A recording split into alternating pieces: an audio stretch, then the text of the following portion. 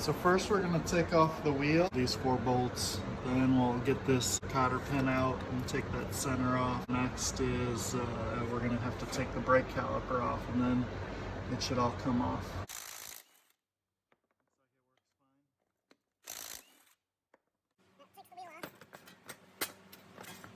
To take the cotter pin out, we're going to straighten the bent part, and that's meant for locking.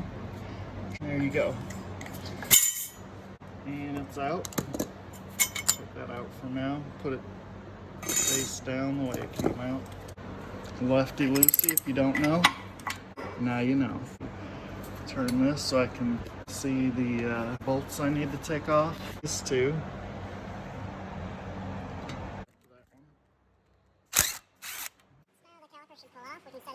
It's not very heavy, so it shouldn't hang here fine. And then the hub should come off with the disc. Just comes off then. This is the rear seal right here. And that's the front seal. The bearings underneath it, so now we'll have to pull the seals. Notice there's a small spacer on the small bearing side and a larger spacer on the larger bearing side, which is the back. If you have a seal puller, now would be the time to use it. I use a door panel tool to get my seals out.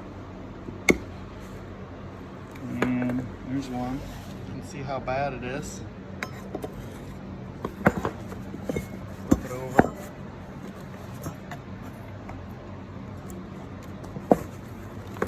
Try not to bend the rotor. I thought about just using an air chisel on the bearing, but I think I'll use a hammer and a punch to punch it out. You can push the spacer to the side and get the inner lip of the bearing, and then punch it out. It will destroy the bearing, so you only do this on your old bearings. So before I tap out the bearings, I like to clean the bearing surface so that if there's any debris, it won't catch the bearing as it's trying to slide out. And then I also spray it with some WD just to help it a little bit. Okay, so here's the hub. I'm going to tap out the bearings. You can see it's almost out. There it is. So now the bearing's out. Flip it over and do the same thing. Here's the old bearing, and this is the center spacer. It is coned. The small end goes towards the small bearing. The large end goes towards the large bearing. Now it's out. There's the size difference between the two. Now I'm going to heat this and take the bearings out of the freezer, and hopefully they go in relatively easy. Same thing on this side. This is after I cleaned it up a bit. I got my torch. I'm ready to start heating this bad boy up. It's all clean. And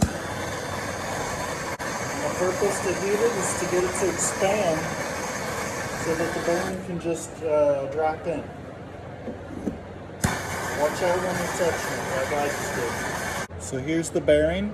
You want to try to handle it as little as possible because the warmth from your hands will warm it up. This is a 1 1/4 inch.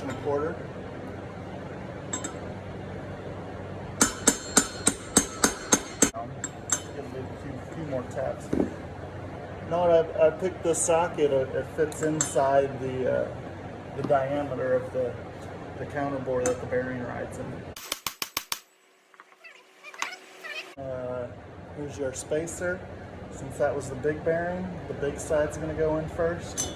Now I'm using a smaller socket for the small side, the outside of the hub.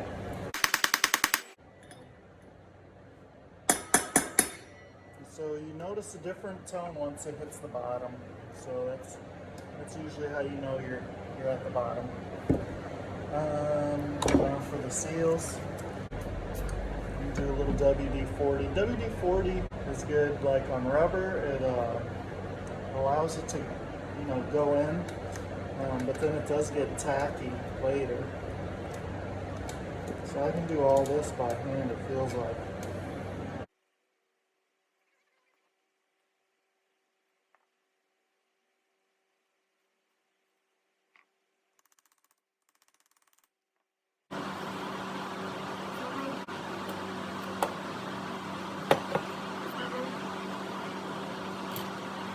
We got the new seals and bearings in.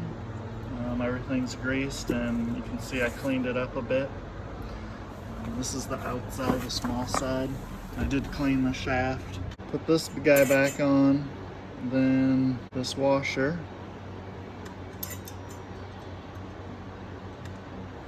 And then the nut, and then the cotter pin. And we can reattach the caliper. But yeah, we'll have to line up holes for the cotter pin. Now would be the time to do your brake pads too, if you need to. Maybe this video can double as brake pads. Loosen these two, and you can take them out. They're pins, and then the brake pad should just slide out the bottom. Before you do that, you know, if you're adding new brake pads, they'd be thicker, so you'd want to stick a screwdriver in there and push the piston back. And usually that's pretty simple. If you have a seized caliper, they can be a little more difficult. Still trying to do this with one hand, but here we go.